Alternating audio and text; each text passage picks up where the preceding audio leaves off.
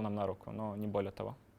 Now, you spoke on Twitter how you guys have been working for this for so many months, and this is obviously the dream, but you were put by the community in many positions of 0-3 on like the pick'ems and things like that.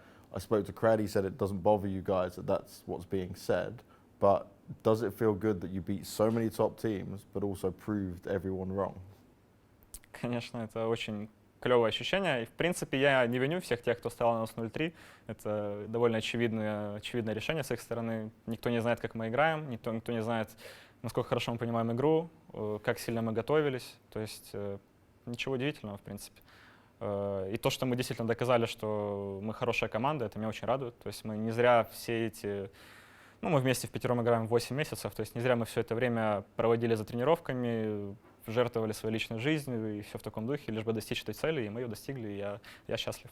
And is there anything that you'd like to say to the community on just the journey you guys have taken? Because obviously, like you said, 8 months is not a long time for a team.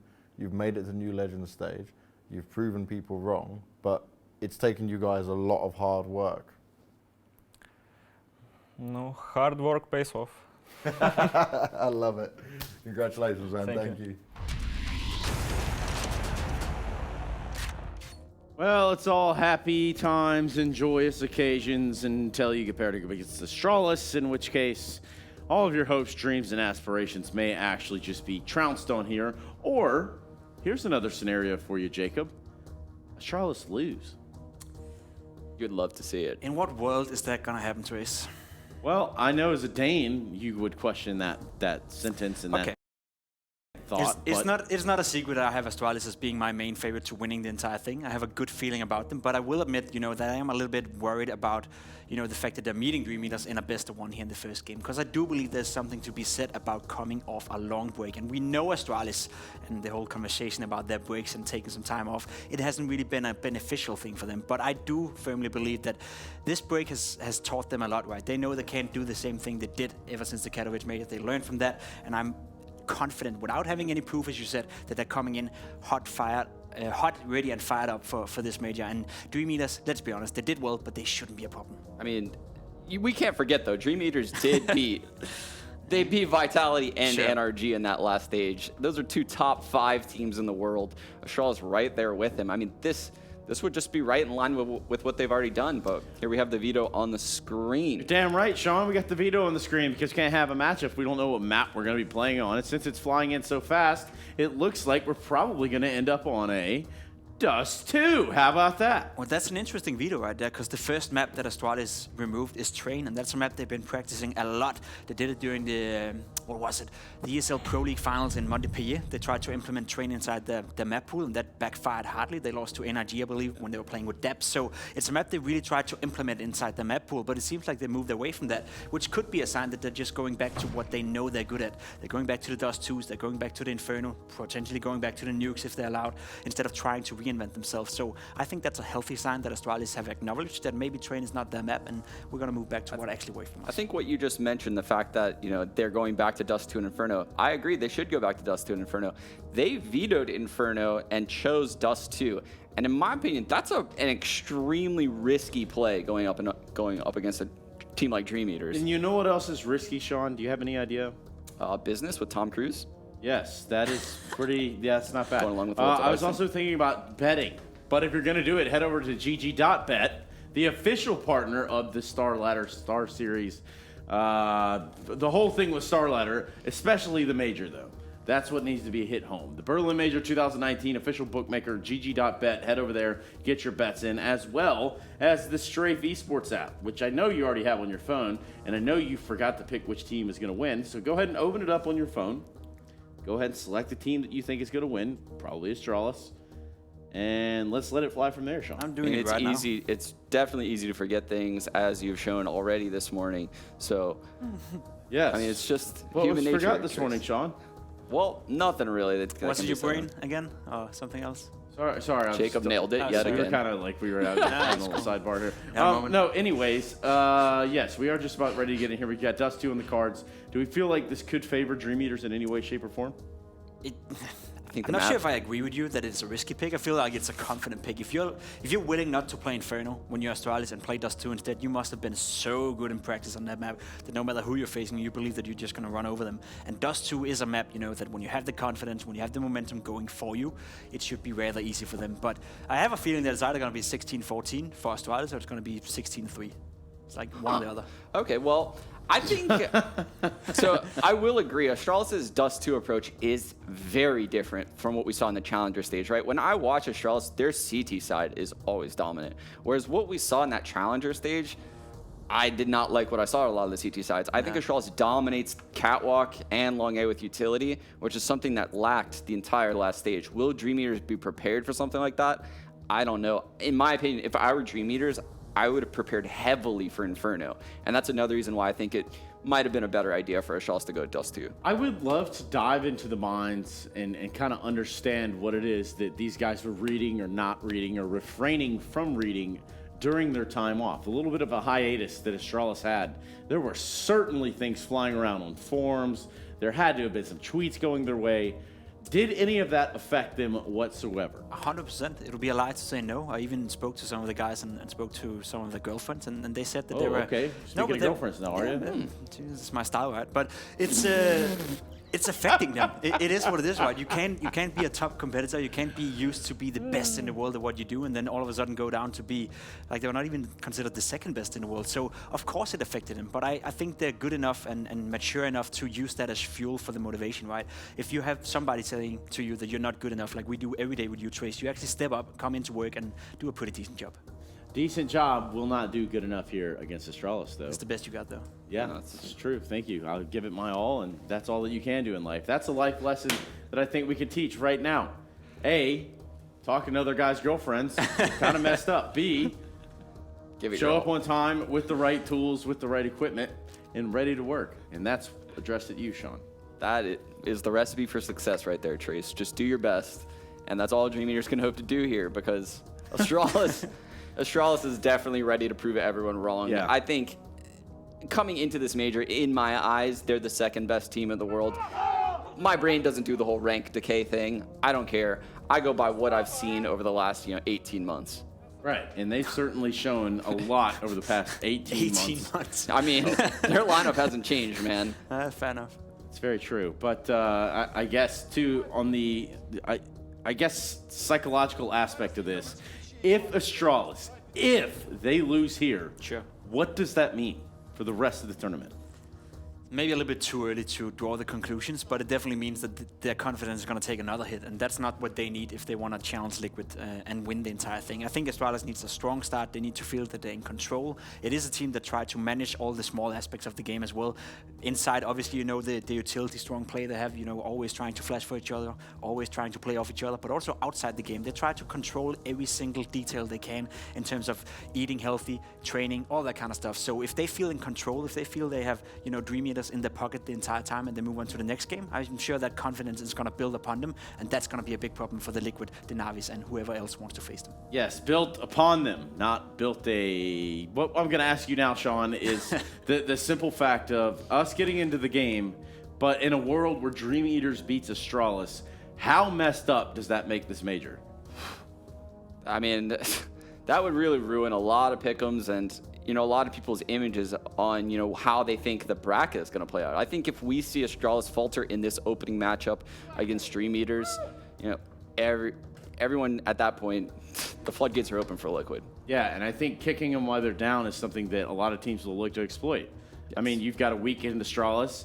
Why can you not also run over them? That would be at least the way, if I were a team looking outward, inward into this matchup, which is what we're going to do, take a closer look into it as we get it started. Dust 2 underway. It's going to be James and Dan to tell you the story.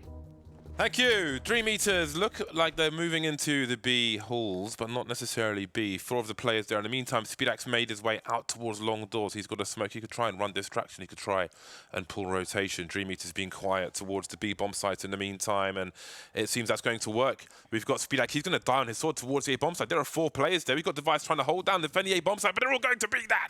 Absolutely. Magisk is there. What can he do? The flashbang was pretty effective. Not able to pop anyone, trying to delay at this point, but there's only so many opportunities you have for that. And it looks like DreamEaters are off to a fantastic start. Astralis going to be on the back foot. Device in 1 versus 5. They know exactly where he is. Probably wants to save his Kevlar, maybe get a cheeky kill, but getting through that tunnel, absolutely impossible. DreamEaters absolutely crush it. Rash B, that is going to be successful there for them, and Astralis will be going for the force buy. You love to see it, get those scouts going. That's a nice one from Speedak. Wow, beautiful. Didn't catch that, but he absolutely owns the flank. It's a nice little added detail to the B rush to have someone do a cat drop like that. Lovely stuff from DreamEaters. Well-timed flashbang, or is it? It will be avoided by Glaive. He'll land a shot, but it is eco territory for Astralis. 2 Desert Eagles on the map now, 1 on the floor, a 3rd one. Could be collected by Sviat if he's feeling lucky. Could actually help him since he's got a Mach 10, give him some extra range. I like the color coordination from Dupree. There's a double peek actually from Astralis, so you saw his angle, but right behind him, or not right behind him, but by the big box is Magisk. You can see it on the radar. I like the lineup. Up by a big box, there'll be some elevation from the stairs. So that's a nice double peek on eco for a CT side. One to definitely still add to your repertoire at home. We won't see it in action, it seems, as DreamEaters will be stacking the long position. There's another tag for Device. Beautiful stuff from him. He can jump up on these boxes as well. Chooses the low ground, takes one in the face, and maybe the worst is over for DreamEaters. Yeah, surely it should be a save now for Astralis. They can carry these guns into the following round.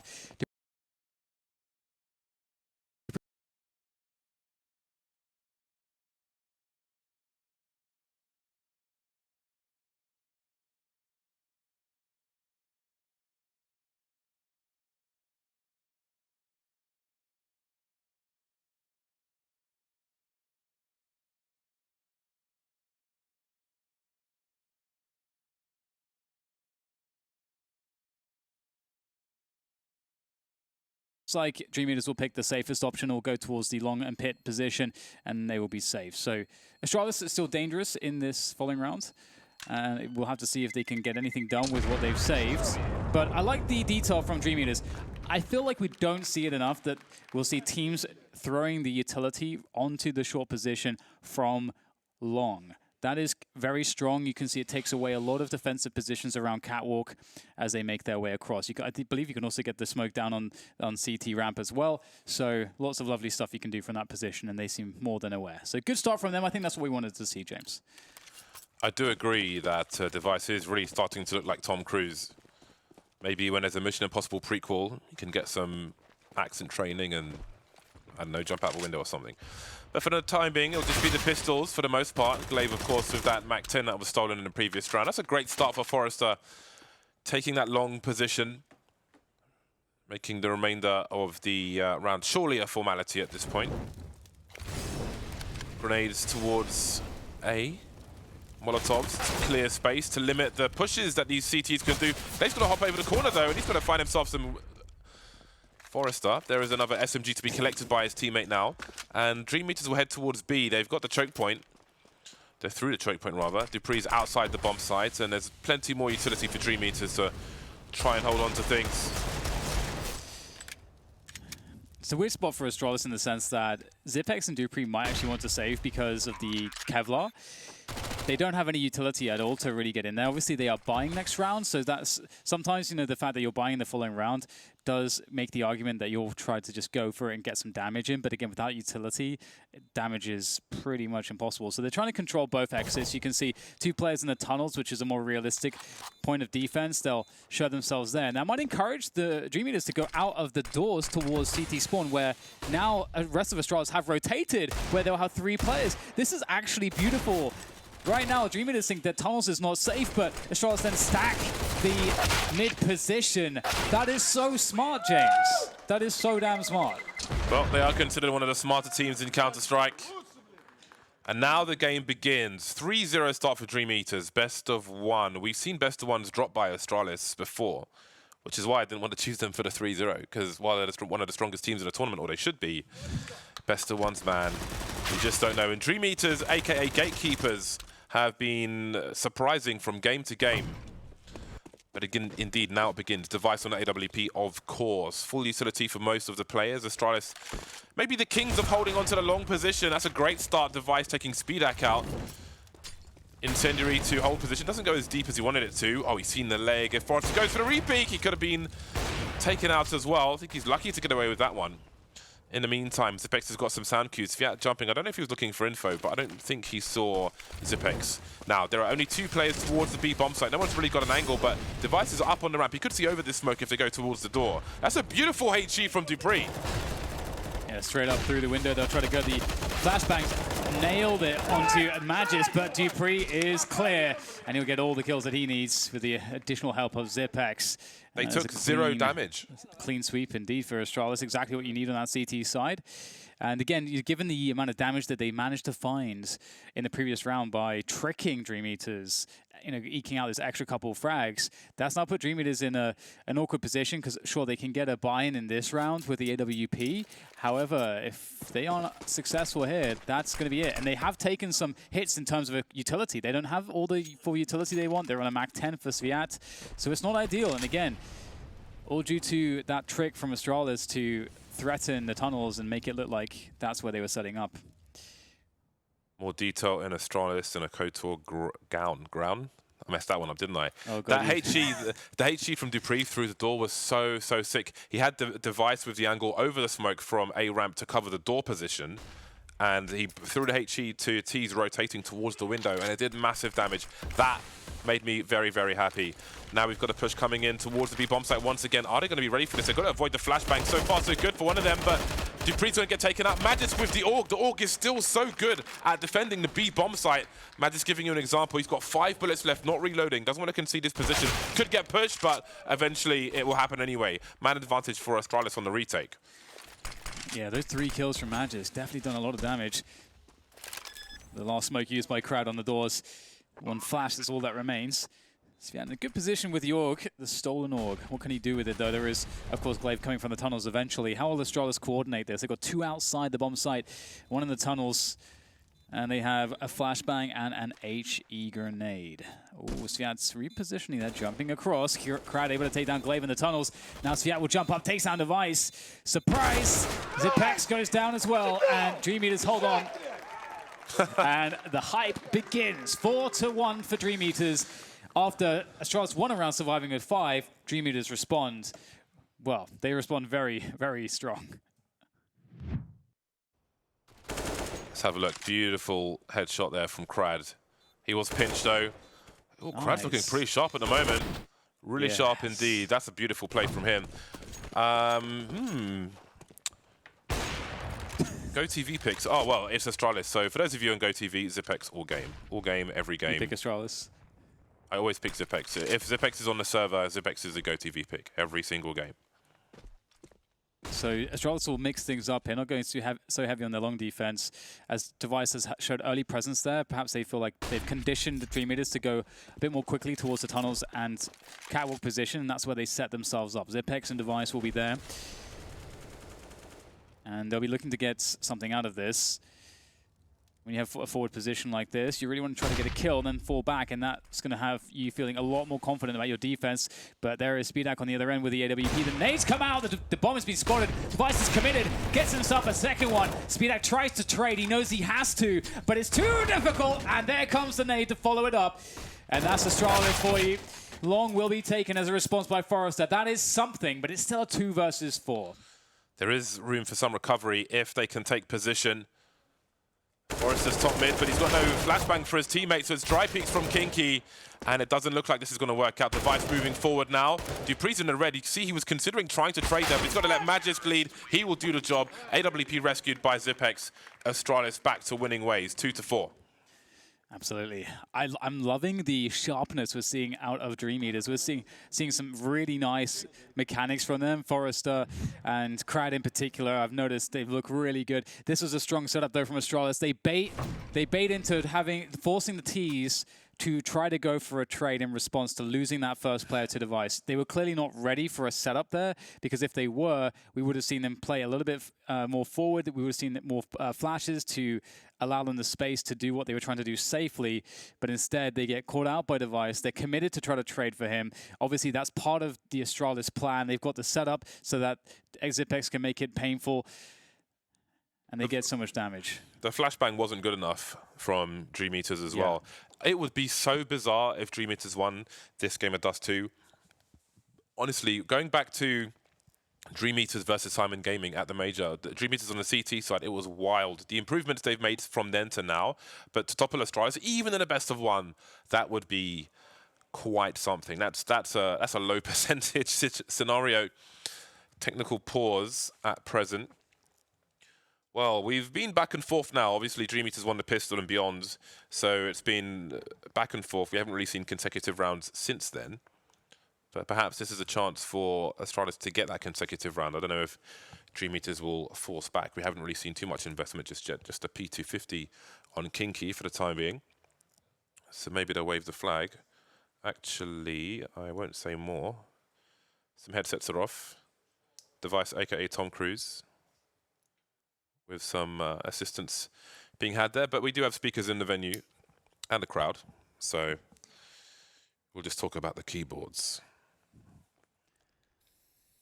Well, this game so far, I'm going to deny you of the keyboard talk, has been really interesting because, for me, one of the things that can happen when you see a team that's an underdog like this, that doesn't have the experience, they're playing against a team that may very well be their idols. You know, Astralis are the team that everybody's been chasing and were chasing for such a long period of time, a team that's, you know, really has innovated in so many ways and changed the flow of Counter-Strike.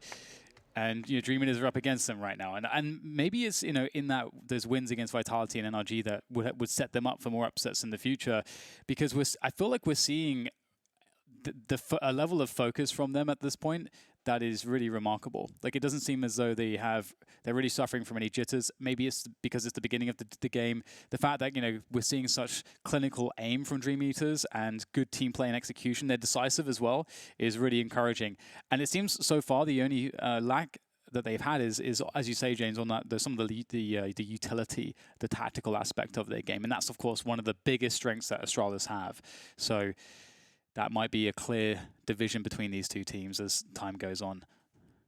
All right, device has reconnected to the server. Maybe there's a round restore, and then we should be good to go. So every so often, if somebody asks why I always say Zipex when to watch on GoTV when Astralis versus anyone when they're on a server, basically, and it's because I think he's one of the players who is the best demonstration for players who have something to learn, which is most people. Like if they're new to the game or just playing matchmaking or something, I think on the CT side especially, the positions he chooses to take and how he reacts to things, doesn't overextend, a very stable, solid player. I think you can learn good fundamentals or improve your own by watching him play, which is why he's always the GoTV pick. So you can have more explosive people on the server, but I think that is harder to emulate. So while it might be more exciting to watch, in terms of adding things to your own game, which I think is the most rewarding thing you can do, I think Zipex is always somebody that people should watch when he's on the server.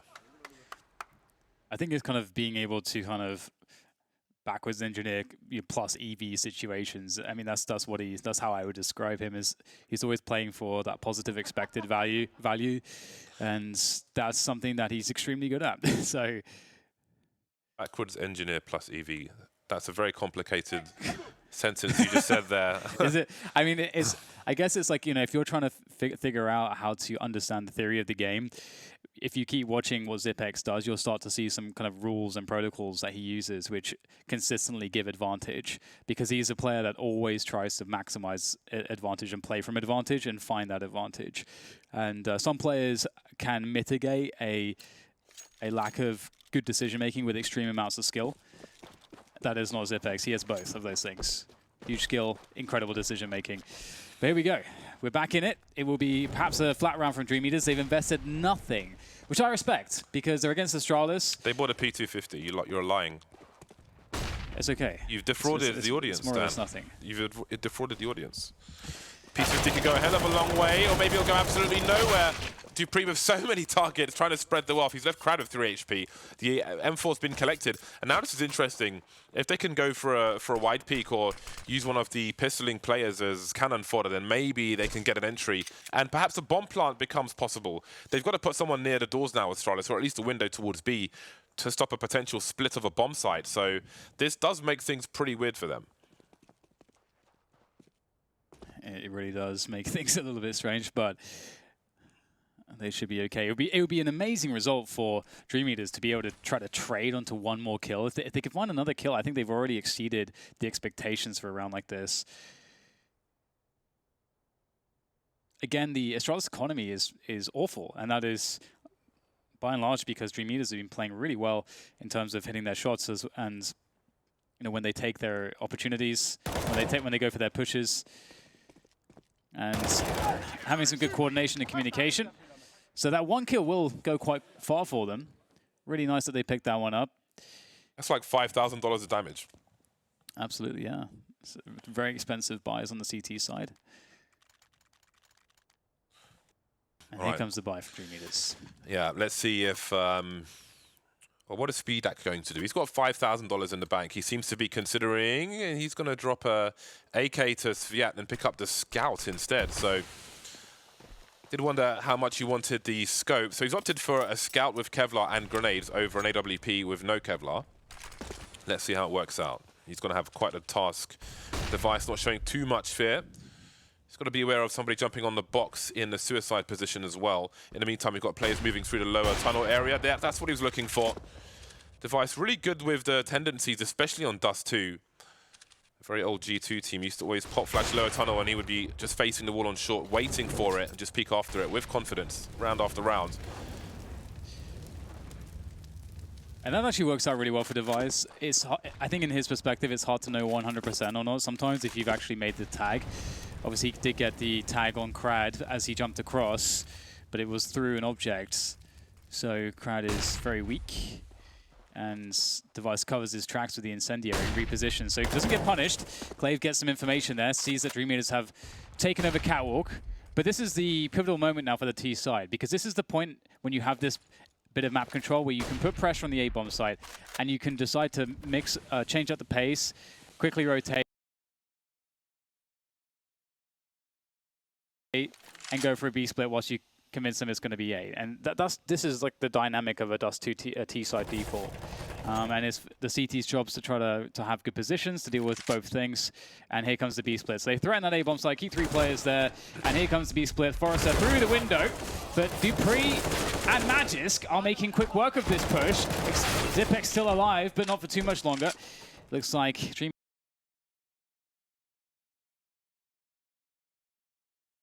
DreamEaters will take the B bomb site. Nice B split. But the retake is going to be deadly here from Astralis. They've got 3 flashes, no molly for space control. Device drops the AWP for the AK, more nimble. Maybe there'll be an opportunity to retrieve it later. Speedak with an important shot with the Scout into the B bomb site in first place. No HEs to go behind the box or anything like that. Speedak considering his options. What is the best flash to throw? Astralis being slow. 2 of the 3 players with defuse kits. Slowly edging through the choke points.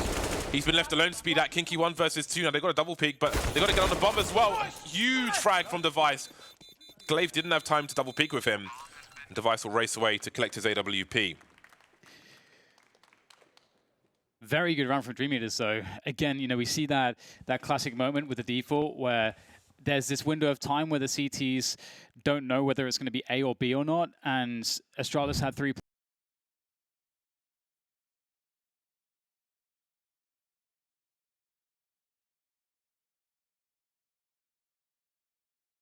seconds.